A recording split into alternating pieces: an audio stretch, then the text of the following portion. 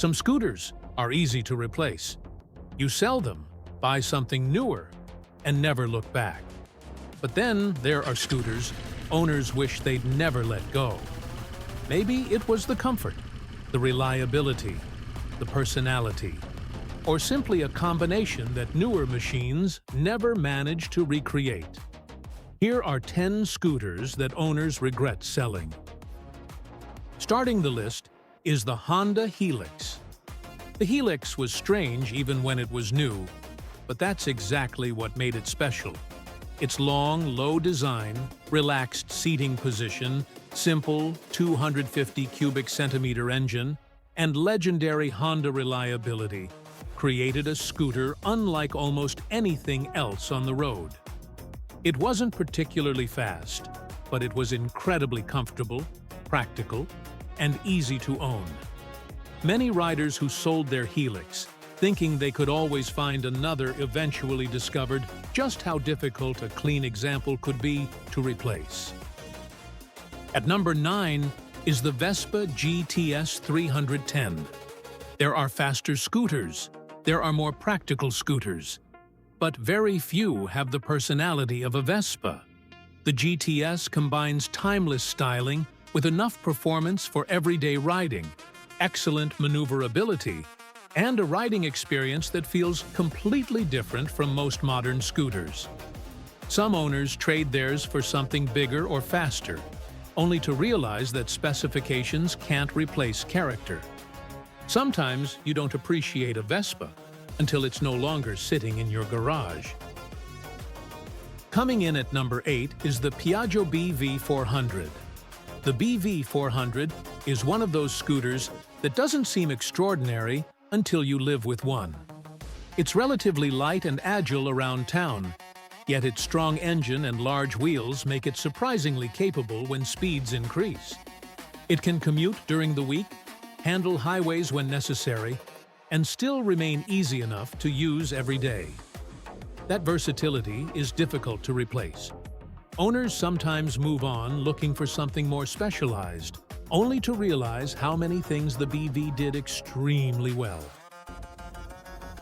Taking the 7th spot is the Honda Forza 300. The Forza isn't remembered because it was extreme. It's remembered because it got so many things right. Honda combined excellent reliability, good fuel economy, useful storage, strong weather protection, and comfortable highway performance into an extremely easy scooter to own. It could handle daily commuting without feeling excessive, yet still had enough capability for longer journeys. It's exactly the kind of machine riders sell when upgrading, then later realize how little they actually needed to upgrade. At number 6 is the Yamaha Majesty 400. For years, the Majesty occupied one of the sweetest spots in the maxi scooter market. It was large enough to provide serious comfort and highway capability, but it never felt as intimidating or complicated as some of the biggest touring scooters. Its smooth engine, relaxed ergonomics, generous storage, and proven Yamaha reliability made it an excellent everyday companion. Today, riders looking back at the Majesty often realize just how well-balanced the entire package really was. Coming in at number 5 is the Yamaha T-Max 500.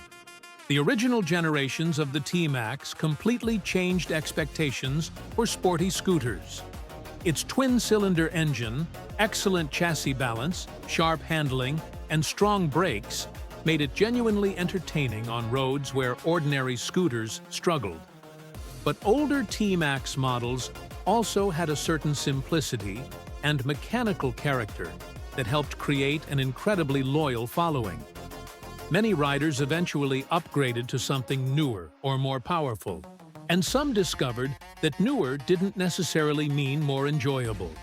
That's why clean T-Max 500s still attract so much attention today. At number 4 is the Suzuki Burgman 400. The Burgman 400 may be one of the best examples of a scooter that simply does everything well. It's comfortable enough for long-distance riding, manageable enough for daily commuting, spacious enough for serious practicality, and powerful enough for highway travel. Compared with the larger Burgman 650, it's also lighter and easier to handle. That balance makes the 400 incredibly easy to live with. Some owners move to bigger machines expecting an upgrade, only to discover that the Burgman 400 may have been the sweet spot all along. Taking the third spot is the BMW C650 GT. BMW built this scooter for riders who wanted genuine luxury touring without giving up automatic convenience. Its 647 cubic centimeter twin-cylinder engine delivered strong highway performance, while excellent wind protection, comfortable seating, generous storage, and premium equipment made long-distance riding effortless. It felt substantial, refined, and unmistakably German. Then, BMW discontinued its conventional large maxi scooter lineup.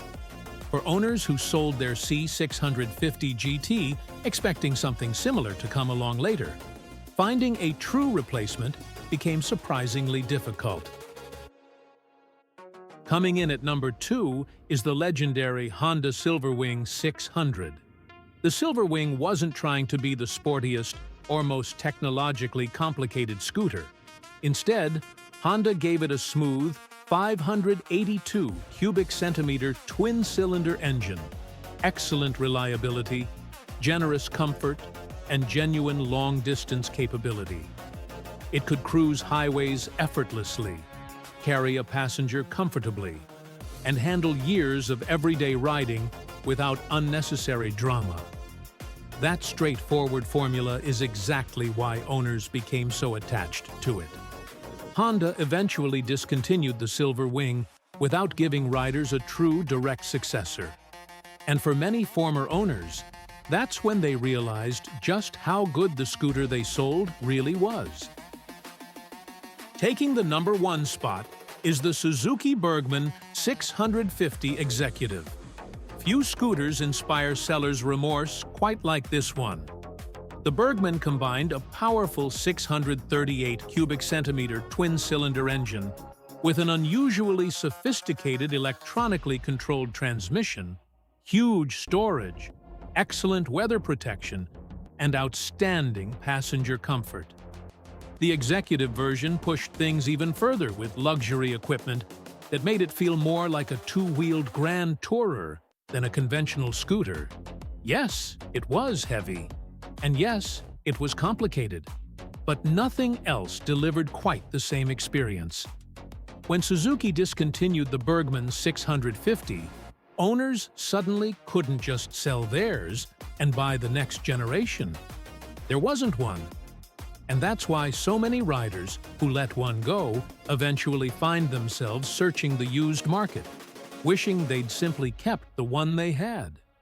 For scooters that owners regret selling, the Burgman 650 Executive takes the number 1 spot. Sometimes you don't realize how good a scooter was until it's gone. These machines weren't necessarily perfect, but they had the comfort, reliability, personality, or capability that made owners miss them long after the keys changed hands. Which scooter did you sell that you still regret today? Let us know in the comments.